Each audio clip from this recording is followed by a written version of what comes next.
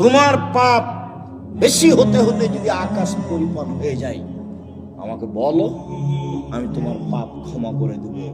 যেভাবে তুমি ডাকো আমি সেভাবে থাকি, তুমি যেভাবে আশা পোষণ করো সেভাবে আমি পূর্ণ করে থাকি। তুমি যেভাবে ডাকো আমি সেভাবে থাকি, তুমি যেভাবে আশা পোষণ করো সেভাবে আমি পূর্ণ করে থাকি।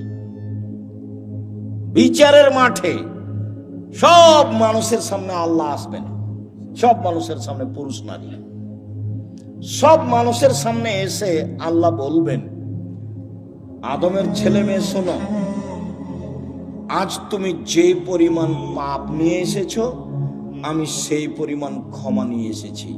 তোমার যে পরিমাণ পাপ আমার সেই পরিমাণ ক্ষমা, তোমার যে পরিমাণ পাপ আমার সেই পরিমাণ ক্ষমা, তোমার যে পরিমাণ পাপ আমার সেই পরিমাণ ক্ষমা, যদি শিরক না হয়ে থাকে।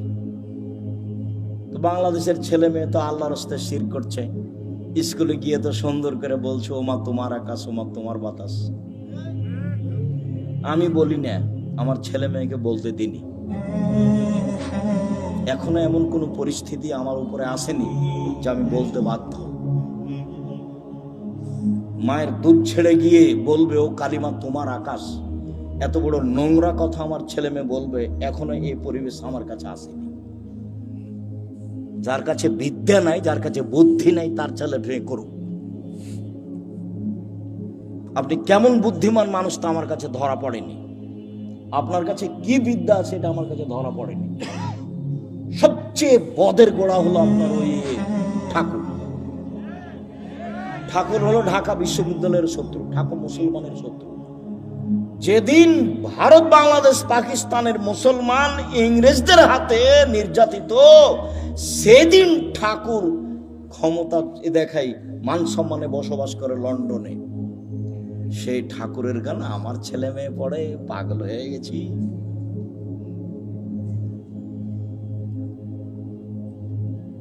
এ তো অবাক হয়ে গেল। তো নিজের ঘরের ওই কি বলছে গো, ব্রয়লার মুরগি জ্বালিয়ে দিয়ে ইন্ডিয়া থেকে মুরগি নিয়ে আসতে হবে, মানে মাথায় গোবর আছে।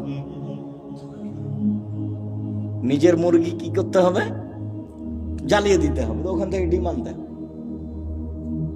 এত উল্টা বুদ্ধি, এটাও একটা উল্টা বুদ্ধি।